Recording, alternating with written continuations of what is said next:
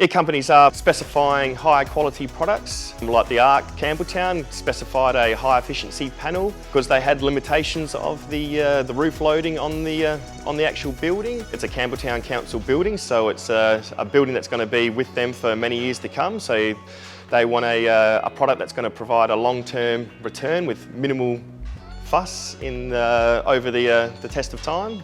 It's a low risk option, which is why they have specified and chosen that option.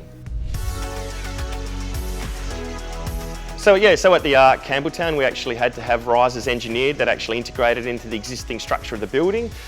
We had Garnton Engineering weld them into place for us. That's what our Schletter rails actually attached to on top of those, and then the panels on top of that. So the engineering had quite tight tolerances to the weight loading of the building, and these risers were engineered especially to integrate into the building. At the ARC Campbelltown, there was 6 months worth of engineering that went into behind the scenes before we could actually install these risers and racking system.